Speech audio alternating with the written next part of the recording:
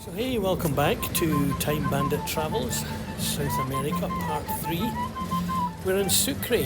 Our plan was to head north through Oruro to take us up to Lake Titicaca. But I'm afraid best laid plans and all turned to mince. We're stuck in the mud. The black cloud looked ominous up ahead, and when we got into it, we were slipping and sliding. But that's for later. Here's Sucre and our trip up to Oruro. Evening view from the Mirador at the top of our hotel. The music in the background. It's the school right next to us, having band practice. Very nice view. Our bedroom's just one floor down without any windows. And of course, what you really want, and in fact you might even set it in your filters on booking.com, is band practice right next to your bedroom.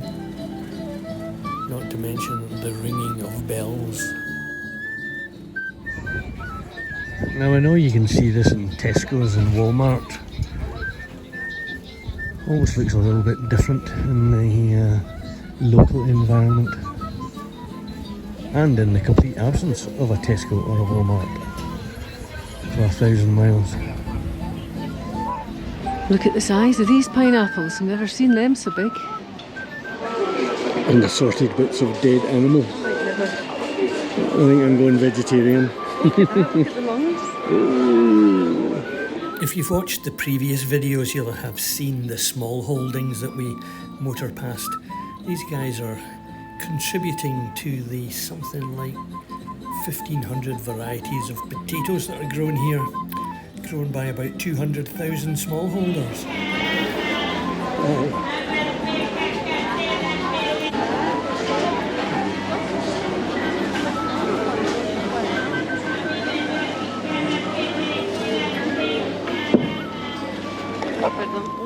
And you won't see this in Tesco's.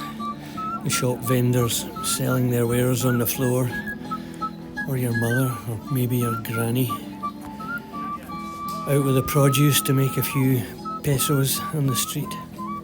Tough life, some of these people. We'd signed up for a walking tour, so our guide took us to the smoothie shop, where you can get any amount of fruits squished up into a nice drink. And a bit like Tesco's or Walmart, you can get pretty much anything you want. The difference, I think, is it's all absolutely fresh. Don't quote me on this, but I think much to the dismay of the indigenous peoples, the Spanish arrived in the middle 1500s, finding gold and silver and tin and copper all over the place. And that gave the foundation of Sucre. Today it is the educational.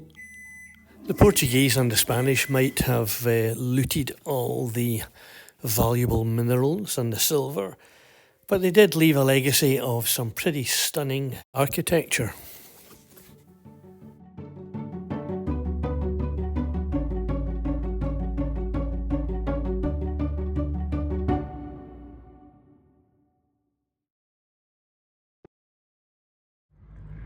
The main cathedral in Sucre.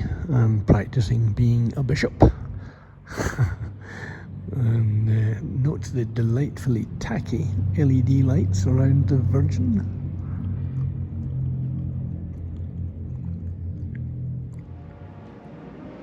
The cathedral took 150 years to build. And no doubt it cost quite a few bob. I mean, all these candlesticks, they're all solid silver. Need a bit of a polish though.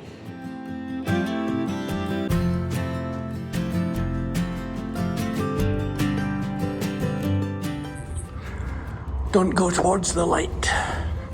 Everything in Bolivia is uphill, including the tourist attractions. And because it's all at 2,500 to 4,500 metres, it fair takes your breath away. Since Sucre is a big university town, so it's Rag Week or something, So the kids are all running around in zebra uniforms and things.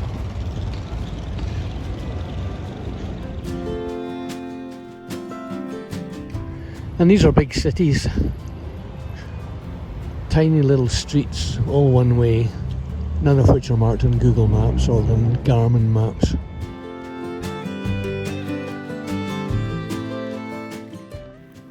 In all the Bolivian markets, you'll see mountains of textiles, shawls and rugs and such like. Unfortunately, a lot of them are coming in from abroad. But this is how the indigenous people did it in the past and how they do it today.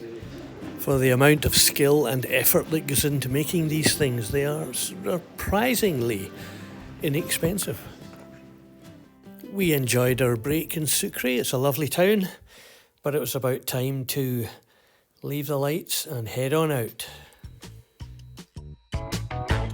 We were heading across the mountain chain from Sucre to Oruro.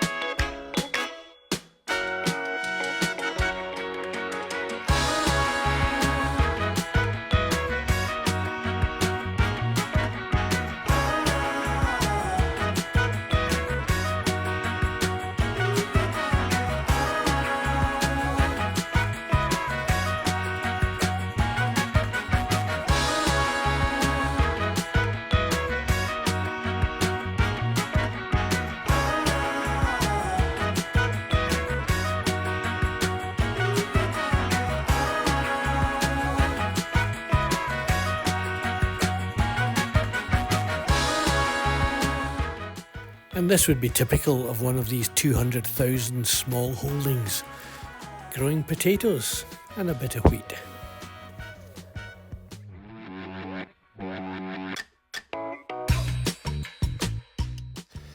Sometimes you'd be riding along, you'd come to a pretty big city, and then on the other side, whoops, no road.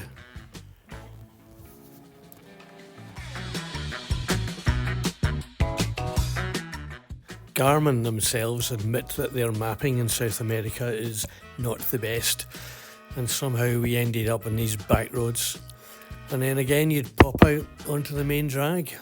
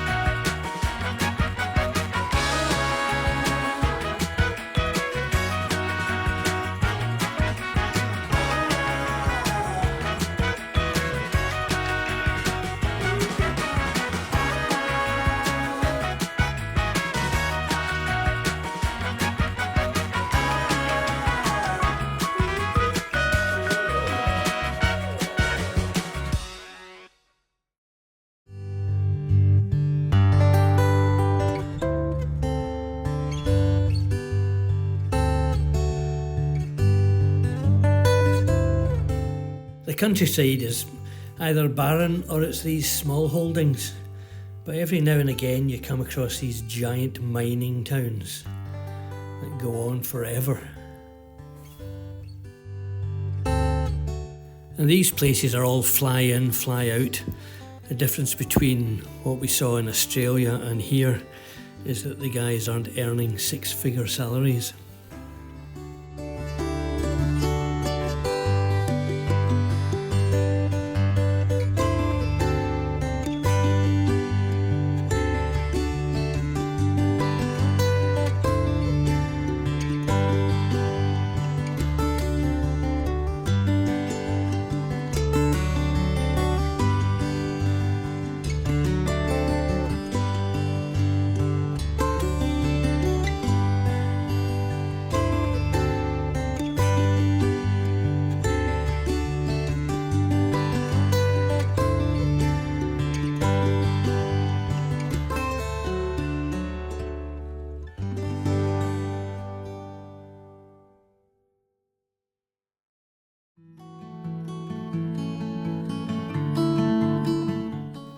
And this is Pocoata in the middle of nowhere.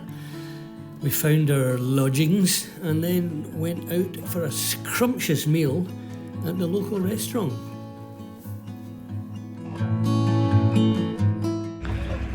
Dinner time in the restaurant. There's just us and our new best friends. So, tea with a plum.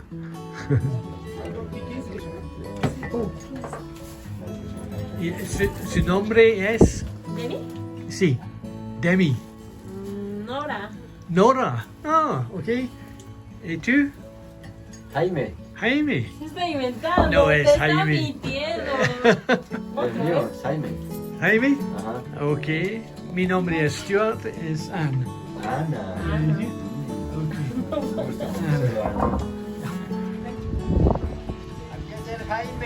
Jaime. And so before hitting the sack, we took a little bit of a walk around town.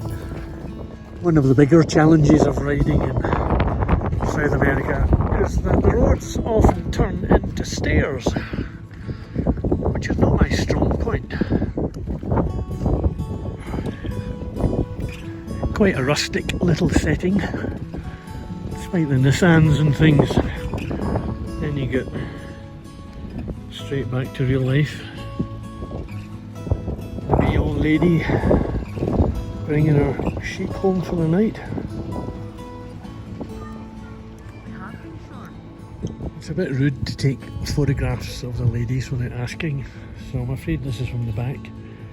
But the hats that they wear denote from whence they came. So if you're wearing one style of hat, it means you're from Cochabamba. If you're wearing another style of hat, you're from somewhere else.